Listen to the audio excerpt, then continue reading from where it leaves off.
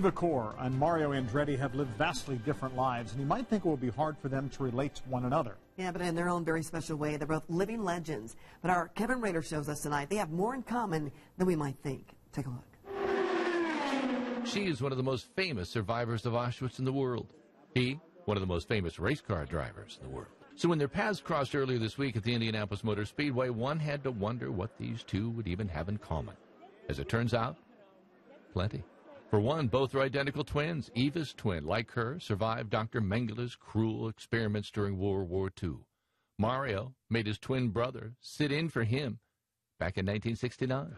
And it's traditional here the next day to have a photo, but my face was all burnt, so I asked my brother to sit in the car for me, and nobody knew it, nobody asked a question. And the photo is still at the Speedway shop. They still sell that photo. Both have been given cold milk in the winner's circle at Indy. This is going to be special for you because it's signed by last year's winner, Alexander Rossi. But normally people get stuck with me presenting it.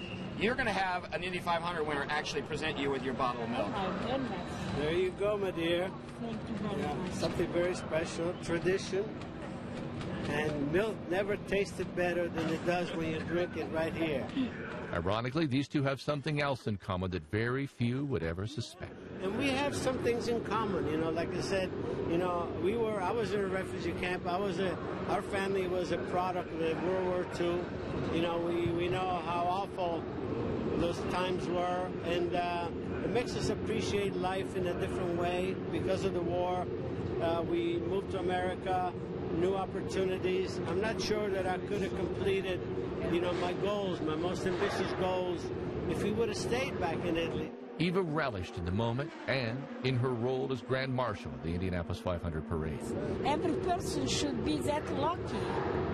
And I would tell young kids, do the right thing, study, be a good person, follow your dreams, and you might end up at Indy 500.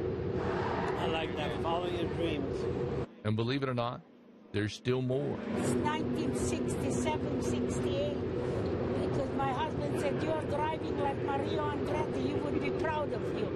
Two living legends standing right where both belong, in the winner's circle at Indianapolis. But I don't drive quite as good as him. Kevin Rader, Channel 13, Eyewitness News.